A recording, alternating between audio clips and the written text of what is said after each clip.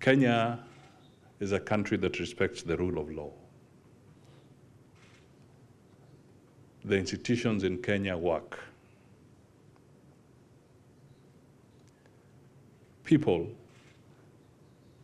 and institutions also, and companies, do not hesitate to take the Kenya government to court.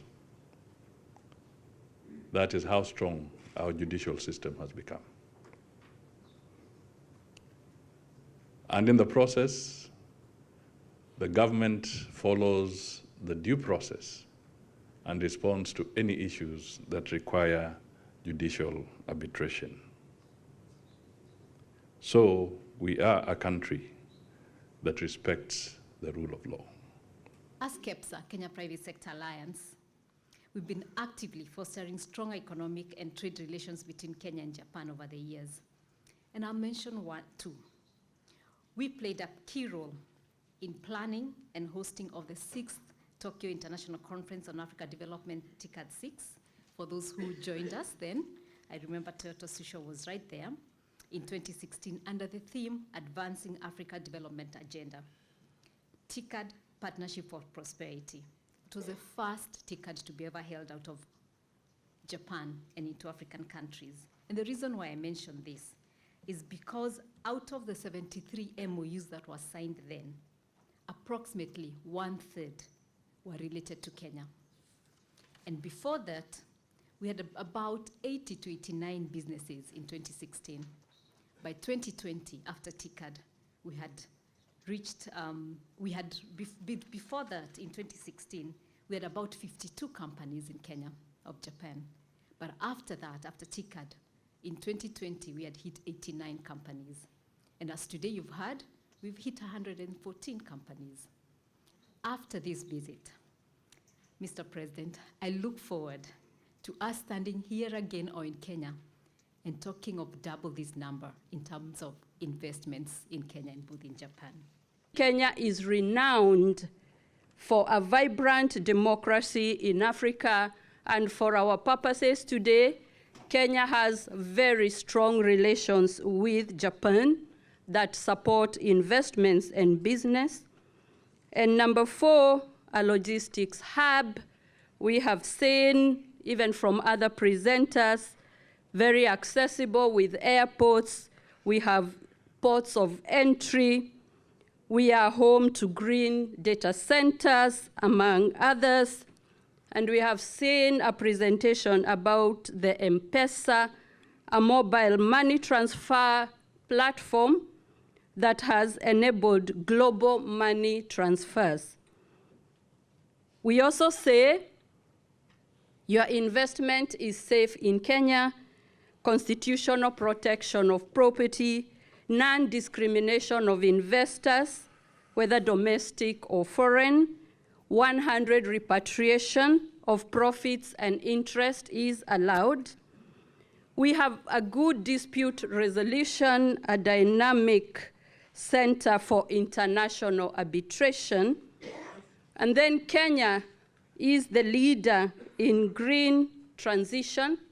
We have a strong green agenda. 93% of electricity produced in Kenya is green. And during the COP28, Kenya launched the Africa Green Industrialization Initiative as a champion, and therein lies a lot of green opportunities. Why you have to invest in Kenya is that it is a hub and entry for Africa. And as the Kenya National Chamber of Commerce, we are currently the chair of the Great Lakes region. It's a group of 12 countries in the East African and Central region, where you can use this network to be able to get your products through the rest of Africa. As you're aware, that Africa is the remaining and the largest developing market, just like Asia last 20 years.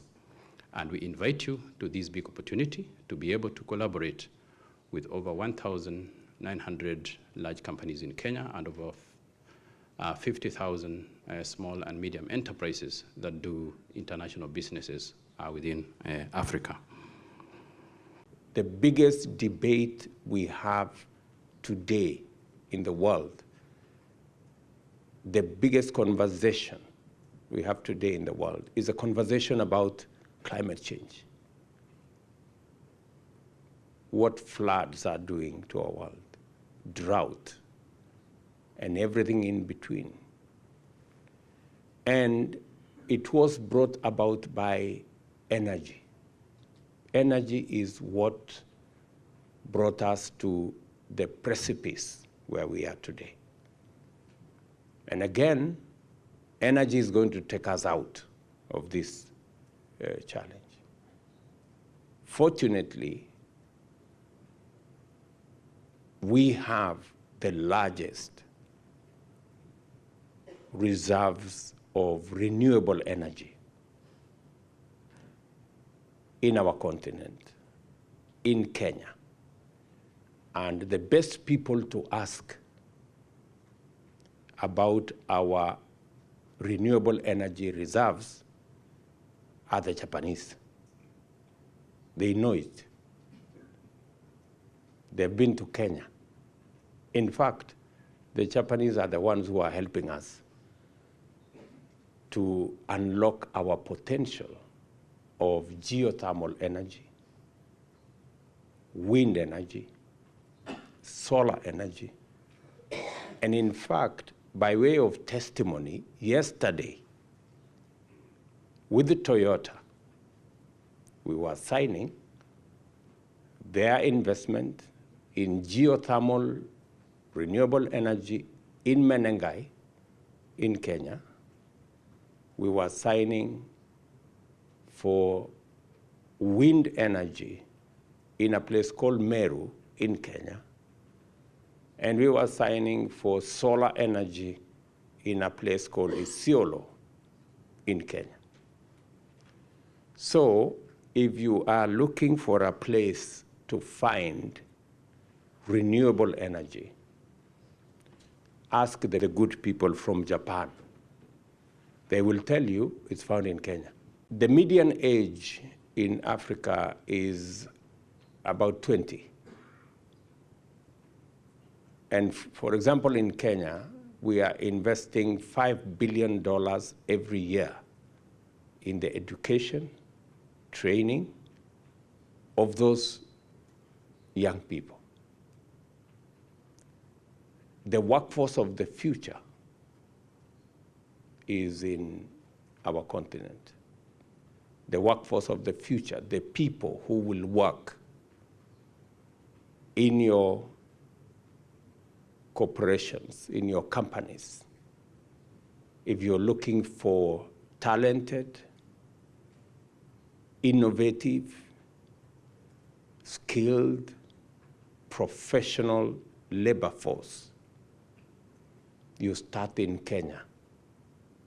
That is where your labor force will be. And over the years, we've worked together in various fields, and our bilateral relationship has been, I'm happy to say, closer than ever. And one of the key words to describe Japan's cooperation with Kenya, with considerable ego, I must say, is quality. Give the Okaria geothermal power plant, for example. Japan has been supporting this plant, and this plant has been providing electricity to the people of Kenya for almost 40 years without a single breakdown. And another key word is investing in people. For example, at Okaria, we not only built the plant, but also trained Kenyan engineers in sustainable maintenance and management.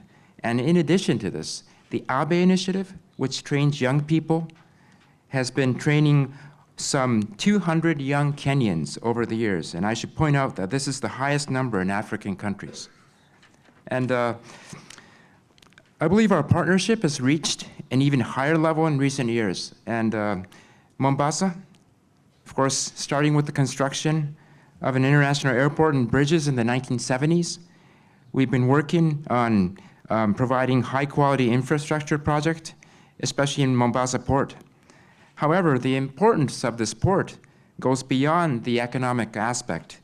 It's now a prime example of the free and open Indo-Pacific vision that both countries are pursuing together, and a symbol of the two countries as partners who share fundamental values such as the rule of law and democracy.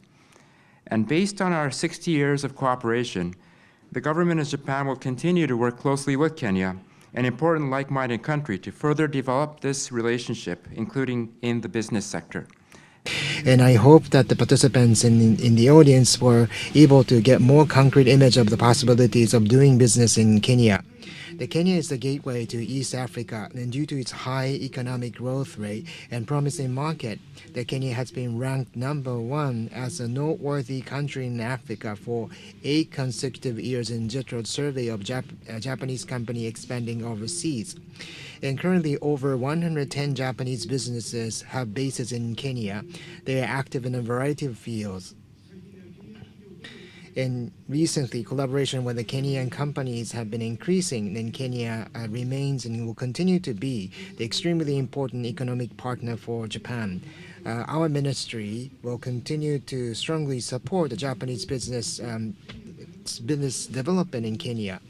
Kenya already boasts a renewable energy ratio as high as 93%. However, to achieve carbon neutrality, it is crucial to not only further enhance generation of renewable energy, but also to construct the entire cycle of distribution, storage, and utilization, so-called the green energy value chain.